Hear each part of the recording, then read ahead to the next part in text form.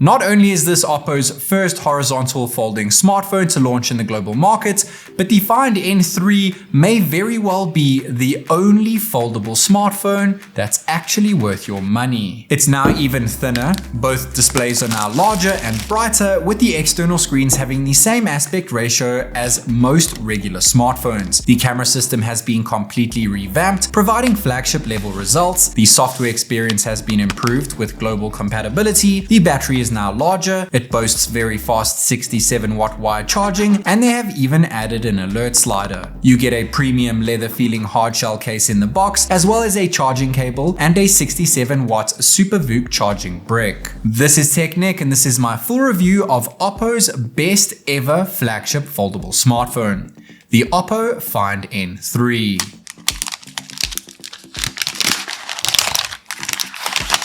As mentioned at the start, the Find N3 will soon be hitting international shelves, but since I received the device quite early on, I'm not quite sure on the global pricing at the time of making this video, but I'll be sure to leave the price list in the comment section down below. It is worth mentioning that this is a sponsored video, however all opinions are my own. And while we will be comparing the OPPO Find N3 to the Samsung Galaxy Z Fold 5 quite extensively, I must say there really isn't much of a competition here, and it all starts with design. OPPO have changed up their foldable design quite a bit this year, especially in terms of the camera module, thanks to adopting the iconic circular Cosmos camera ring, much like we saw earlier in the year with their flagship Find X6 Pro. This makes for a much more appealing design when compared to other foldables, which typically stick to a rather simple looking backplate. I have the champagne gold color, which is crafted from one piece of glass and has a nice fingerprint resistant frosted matte finish. You can also pick it up in classic black, which is made of vegan leather and has an ionized metal frame. The colors of their backs match the colors of their squared off side rails, and unlike the Z Fold 5, the Find N3's aluminum side frames have a brushed finish, which not only prevents fingerprint smudges, but is also easier to grip. While folded, the glass version of the Find N3 is ultra thin at 11.7mm, while the leather variant comes in at 11.9mm. Both of which are significantly thinner than the Z Fold 5's 13.4mm of thickness. When unfolded, both variants are just 5.8mm thick, which is again even thinner than the Z Fold 5's 6.1mm. The Find N3 is also ultra light at 239 grams for the leather version and 245 grams for the glass color variant. This of course has the Samsung Beat Once More, which comes in at 253 grams in weight. This light, thin yet durable design is all thanks to OPPO's new 3rd generation Flexion hinge, which is made up of super rigid zirconium based liquid metal and aircraft grade steel. This helps make the hinge 15% smaller and 5 times stronger. This new hinge has also been tested to withstand 1 million folds and has gone through a new weather sealing process to prevent any water from getting inside. But arguably the biggest improvement here is found within the crease, which is now significantly smaller and is practically invisible when comparing it to the Z Fold 5's rather deep crease. So I guess it's safe to say that OPPO has Samsung beat in terms of design, but now it's time to see where its true strengths lie,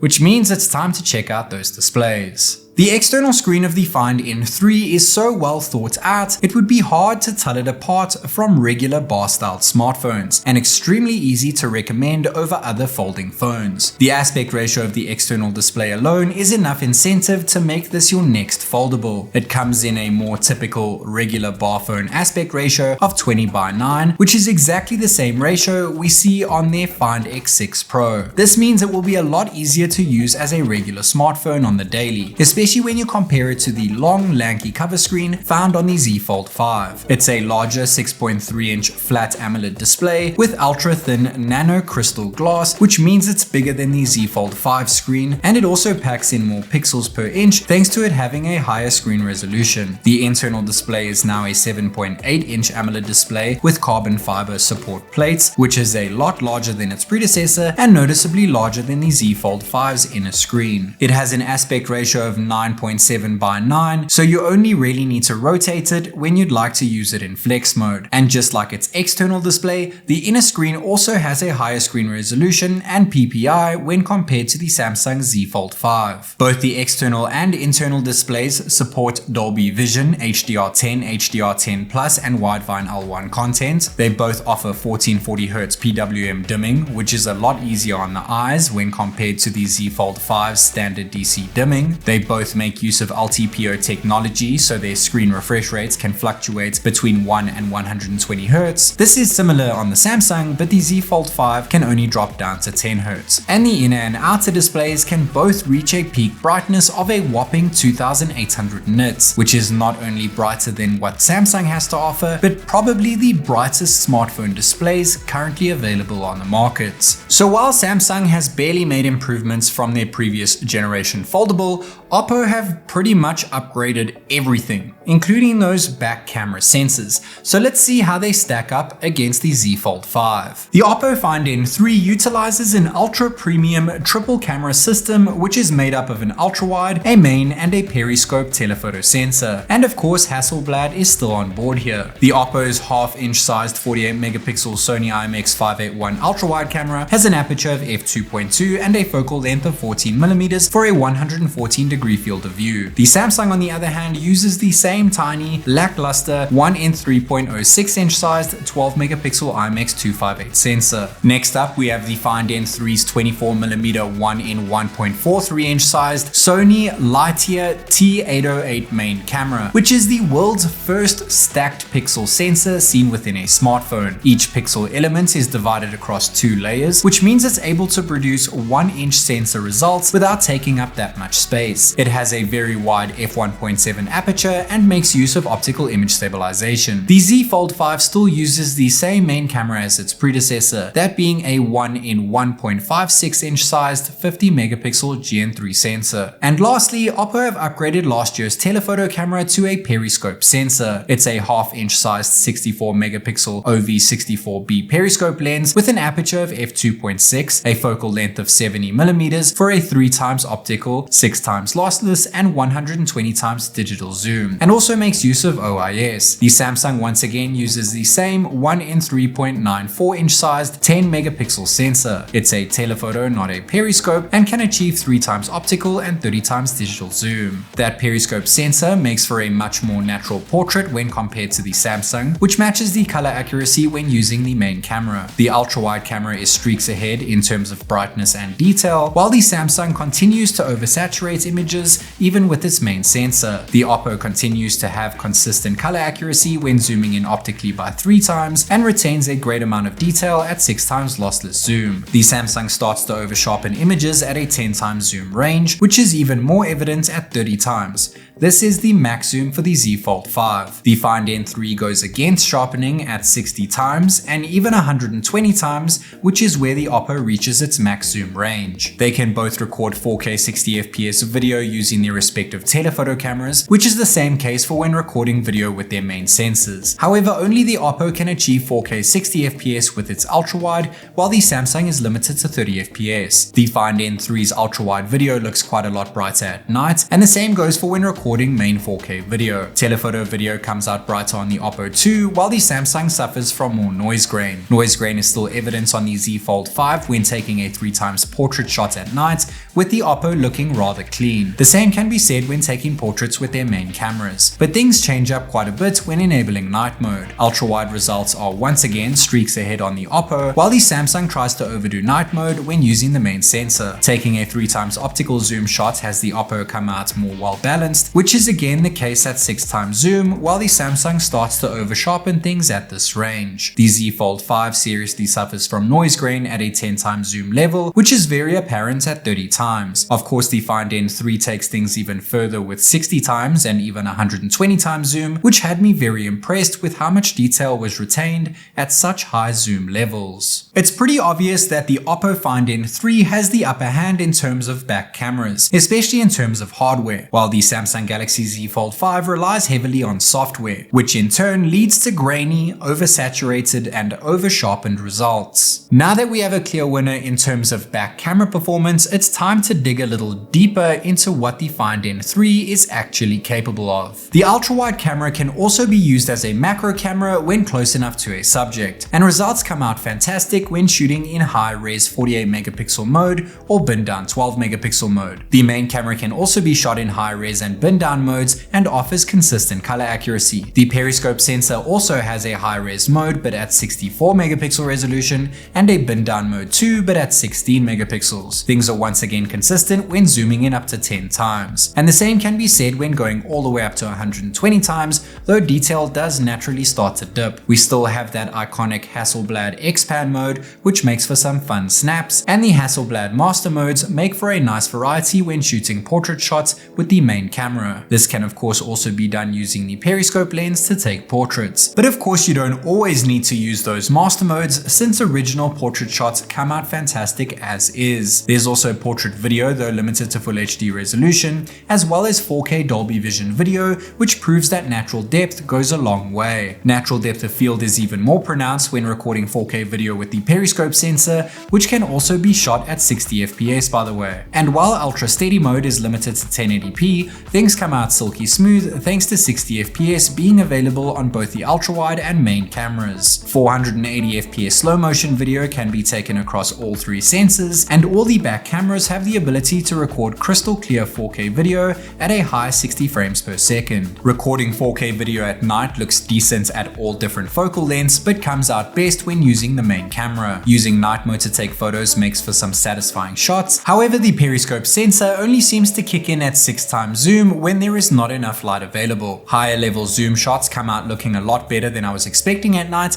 and yes, night mode is available all the way up to 120 times range. Night mode shots of me come out great too, but the periscope is only used when set to portrait mode, which makes for one incredible photo. Since this is a folding smartphone, you can of course also utilize those back camera sensors and use them as selfie cameras. This is extremely easy to do and results are impeccable. All you have to do is tap on a little icon in the top left corner when in selfie mode and then unfold your device. It's simple to do and gives you full control of all those back cameras. This means you can take photos of yourself or even take a group selfie thanks to having full access to all the rear camera focal lengths. This also lands up being a vlogger's dream when you decide to start recording video. Since you can use those main cameras to take selfies with, it doesn't make sense to have actual selfie sensors, but of course you'll have to hop on a video call from time to time, and sometimes it's just easier to take regular selfies. With that in mind, OPPO have provided two very solid selfie sensors. The internal screen has a small punch hole at the top right hand corner, which houses a 20mm quarter-inch sized 20 megapixel sensor with an aperture of f2.2. That's significantly better than the 4 megapixel selfie camera Samsung uses. The Z Fold 5 may have an under display camera on its folding screen, but it's still rather visible and almost looks like a display defect. The Find N3's external screen also has a small punch hole for the selfie camera, but it's a bit different. It has a tighter focal length at 22mm, but it's larger at 1 in 3.14 inches and has a higher resolution of 32 megapixels with an aperture of f2.4. This is again quite a lot better than the Z Fold 5's 10 megapixel external selfie camera. And it's quite noticeable since the Samsung once again oversharpens things and misses the mark in terms of color accuracy. The same can be said in portrait mode, but both offer great edge detection and fantastic depth of field. The internal screen selfie cameras have the OPPO come out ahead of the Samsung, especially since the Z Fold 5 can't take portrait shots with the inner selfie sensor. And detail is noticeable too once you take a regular shot on the Find N3. The OPPO can record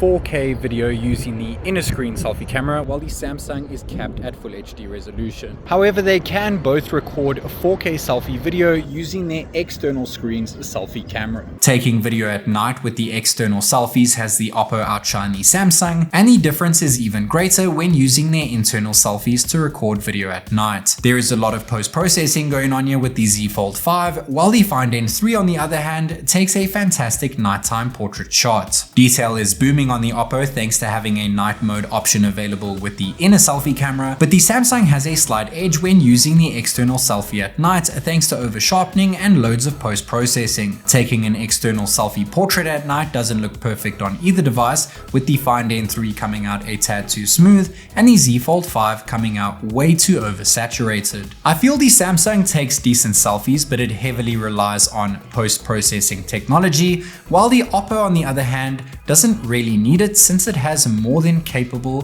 selfie camera hardware. That said, it's time to compare the OPPO's internal and external selfie cameras side by side. The external sensor certainly packs in more detail, but the internal cam has a higher field of view. Depth effect when in portrait mode comes out marginally better using the external sensor, but there's more of a difference when recording 1080p portrait video. It's good to see that 4K video is available regardless of which sensor you use, but the internal camera tends to suffer from more noise grain at night. It's kind of the opposite when taking a night mode photo, but all in all, the external sensor, as it should be, is a tad better overall. And I think overall, OPPO have struck gold in terms of camera performance across the board. Another major improvement this year is in terms of software. And that's of course due to this being OPPO's very first globally released horizontal folding smartphone. But before we dive into all things software related, my favorite new addition to the Find N3 has to be its new alert slider, which allows you to switch between silent, vibrate, or ring. I've never seen this on a foldable smartphone before, and it honestly makes life so much easier. The Find N3 makes use of ColorOS 13.2 skinned over Android 13, and it's largely similar to ColorOS we see on OPPO's regular phones while the device is folded. There's large folders, a clean home screen, app drawer and notification shade, but since this is a global device, there's now Google Discover on the left of the home screen, Google Assistant which can be activated with a swiping gesture, and of course the Google Play Store pre-installed. But the true magic takes place once you unfold the device. The taskbar has been completely changed up and now features instant access to your app library and recent files on the left of your standard docked apps. To the right you'll find up to 3 recently opened apps. There are multiple ways to activate split screen, but my favorite has to be a 2-finger slice down once in an app. You can then hold down anywhere at the bottom of the display to show the taskbar, and even drag in a third app to activate 3-app split screen, which OPPO like to call boundless view. With this you can scroll sideways to view each app, or if you would like to see more of each app, you can expand them all and see each app full screen while you switch between them. You can of course use boundless view with 2 apps instead of 3, and you can even save them as a group, which places a shortcut on your home screen for future use. Another neat trick is that you can use split screen within gallery to compare different photos you take, and if you open another app, you can create a floating window with a 4 or 5 finger pinch.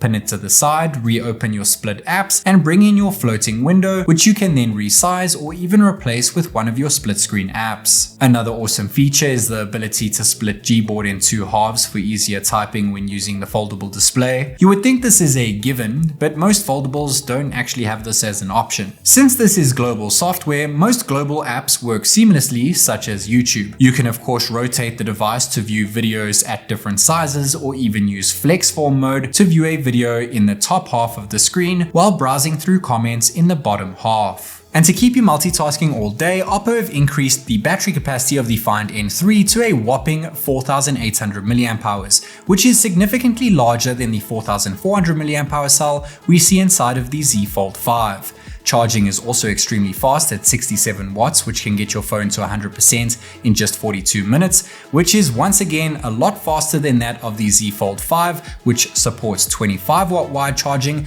and takes a crazy 84 minutes to fully charge. That is literally twice as fast. In terms of hardware, the Find N3 packs in 512 gigs of UFS 4.0 storage, 16 gigs of LPDDR5X RAM with an option for an additional 12 gigs thanks to RAM expansion, and of course a 4nm run Snapdragon 8 Gen 2 chipset, which can run at max performance once you enable OPPO's included high performance mode, which leads to very impressive scores across multiple different benchmark tests. It also makes use of Bluetooth 5.3, NFC, Wi-Fi 6 and dual-SIM 5G. OHaptics is still around, which offers solid haptic feedback, and this time instead of 2 speakers we are treated to 3 speakers, 2 at the top and 1 at the bottom, which are further enhanced by Dolby Atmos. The Z Fold 5 also has Dolby Atmos support but features just 2 speakers, so let's put them side by side and see which sounds better.